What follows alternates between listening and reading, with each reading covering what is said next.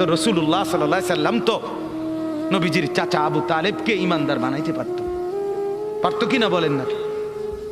কি পরিমাণ কাঁদা কাঁদছে নবী সাল্লাল্লাহু আলাইহি সাল্লাম আবু তালেবকে কালেমা পড়াবার জন্য, কি পরিমাণ কাঁদছে, চেষ্টা করছে। শেষ মুহূর্তে বলছে, চাচা চাচা কালেমাটা পড়েন না। চাচা বলছে, না, মানুষের কাছে বেইজ্জতি হব, পড়বো না, মানুষ লজ্জা দিবে। আল্লাহ নবী সাল্লাল্লাহু আলাইহি সাল্লাম বলছে, কানে কানে বলেন, আমি কাউকে শোনাবো না, আমি শুধু হাসরের মাঠে বলবো, মৃত্যু পর্যন্ত চাচা ওয়াদা দিলাম জগৎবাসীকে শোনাবো না আপনি ঈমান আনছিলেন, কানে কানে কন। আবু তালেব বলছে, না, কানে কানেও বলবো না। এবার নবী বলে চোখের পানি ফেলতে ফেলতে, চাচা এমনও কইতেন না তো, ঠিক আছে চাচা, আমি কালেমাটা পড়ি, আপনি শুধু ঠোঁটটা নাড়েন, আপনি শুধু ঠোঁটটা নাড়বেন, আমি হাসরের দিন বলবো, মাওলা আমার চাচা কালেমা পড়ছিল এই জন্য ঠোঁট নাড়ছে, এর সুযোগ দেন। চাচা বলছে, না না না, আমি ঠোঁটও নাড়বো না। আল্লাহ নবী তখন অঝরে কাঁদতেছিলেন আর চোখের পানি ফেলে বললেন, চাচা আপনি জাহান্নামের আগুনে জ্বলবেন, আমি সইব কেমনে? আবু তালেব নাফরমান তখন কি বলছে জানেন? আন্নারু খায়রুম মিনাল আর। মুহাম্মদ, মানুষের কাছে লজ্জা পাওয়ার চাইতে আগুনে জ্বলা অনেক ভালো।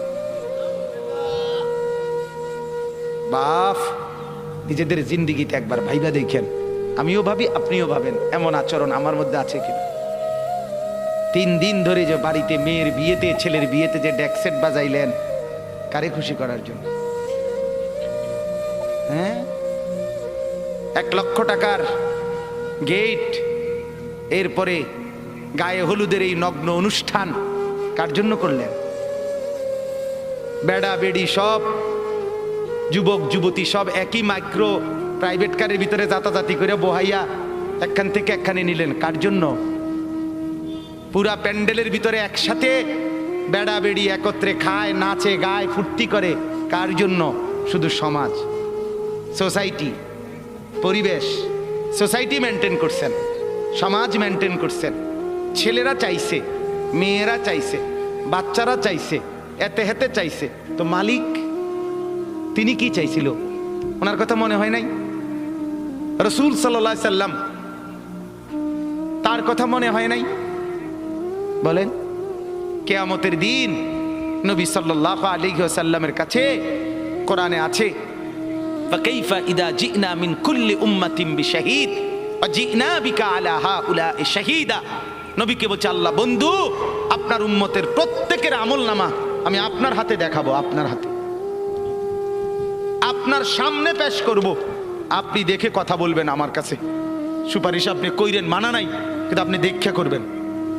রাসূলুল্লাহ সাল্লাল্লাহু আলাইহি সাল্লাম যদি হাসরের ময়দানে এরকম আমলনামা খুলে উল্টায় আর পৃষ্ঠার পর পৃষ্ঠা দেখে, ফজর নাই, জোহর নাই, আসর নাই, মাগরিব নাই, এশা নাই, শনিবার রবিবার, মদ জুয়া, অবৈধ উপার্জন, গান বাদ্য, নাটক, সিনেমা, জিনা, ব্যভিচার, বেহায়া, বেপর্দা, সব উল্টায়। আল্লাহ নবী সাল্লাল্লাহু আলাইহি সাল্লাম তখন বলবে, উম্মত কি এটা? উম্মত, আমার 23 বছরের এত চোখের পানির কথা একবারও মনে হয় নাই? কি আনছো এটা আমারে? উম্মত, তুমি জানো না আমি যে তায়েফের পাথরের আঘাতে পুরা পিঠ চালনির মতো ঝাঁঝরা বানায় ফেলছে আমার? শোনো নাই তুমি? আমারে যে উহুদের ময়দানে দান দান শহীদ করে রক্তাক্ত করছে, তুমি শোনো নাই? আমি যে 14 দিন পেটে ক্ষুধার তাড়নায় পাথর বাঁধছিলাম, উম্মত তোমার মনে নাই?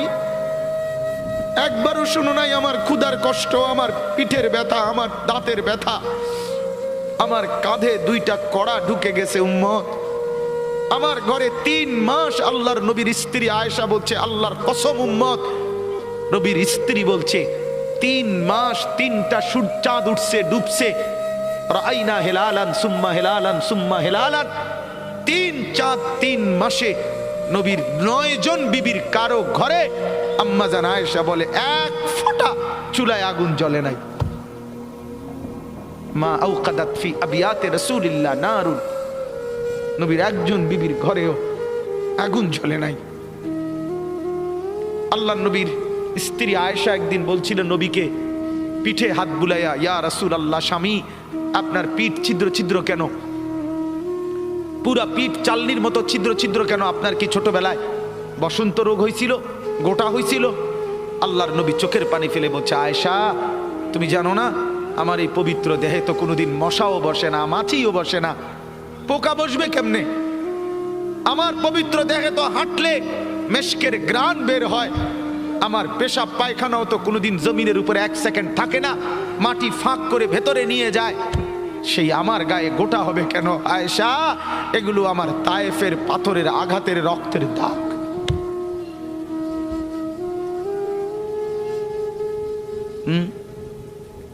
হলো না বাপ?